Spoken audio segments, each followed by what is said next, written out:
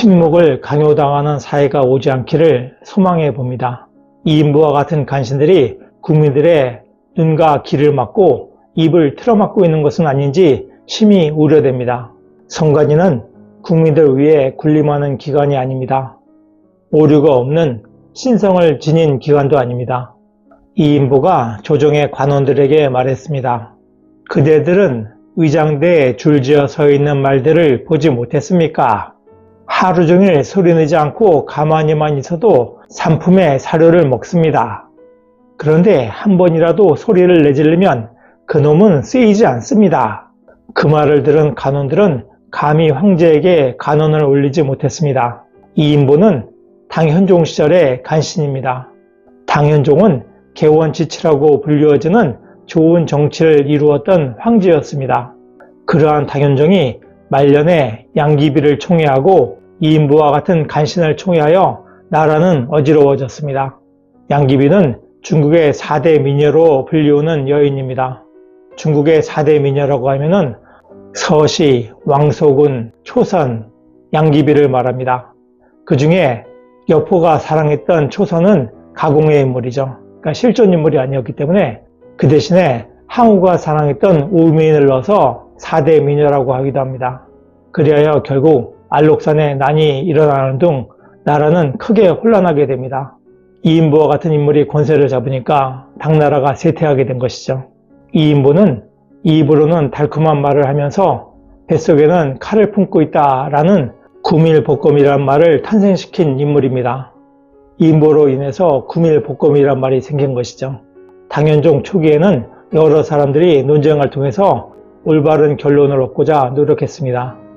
그래서 나라가 부강할 수 있었던 것이죠. 그러나 이인부 등이 권세를 잡으면서 사람들의 입을 틀어막았습니다. 그리하여 올바른 여론이 형성되지 않으니까 나라가 쇠퇴하게 된 것입니다. 홍콩의 경우에도 영국에서 중국으로 반환된 이후에 자유가 제한되면서 점차 몰락하고 있습니다. 우리나라의 경우에도 최근 들어서 카톡 검열 논란이 있었습니다. 어떤 정당은 역사 일타 강사로 불리우는 전환기를 구글에 신고하기도 했습니다. 유튜브에서 했던 선관위에 대한 소신 발언을 문제 삼았던 것입니다. 이는 개인의 표현의 자유를 과도하게 억압하는 시도라고 할 수 있습니다. 의도적으로 잘못된 정보를 제공하고 가짜뉴스를 퍼뜨리는 행위는 비난받아 마땅하고 자제되어야 합니다. 그러나 정당한 의견의 표현마저도 억압하려는 시도는 극히 우려됩니다. 최근 입틀막이라는 표현이 유행하고 있습니다. 입을 틀어막는다 라는 말입니다. 자유 대한민국에서는 있을 수 없는 용어입니다. 부정선거에 대해서 의혹을 제기하는 사람이 많습니다. 무조건 선관위를 믿으라고 주장하고 부정선거 의혹을 제기하는 사람들을 범법자처럼 취급하는 것은 너무 지나친 일입니다. 이인부와 같은 간신들이 국민들의 눈과 귀를 막고 입을 틀어막고 있는 것은 아닌지 심히 우려됩니다. 일방적인 주장만을 허용하는 사회는 독재국가입니다. 다양한 의견이 자유롭게 표현되고 전파될 수 있을 때 사회는 건전하게 발전할 수 있을 것입니다. 선관위는 국민들 위해 군림하는 기관이 아닙니다.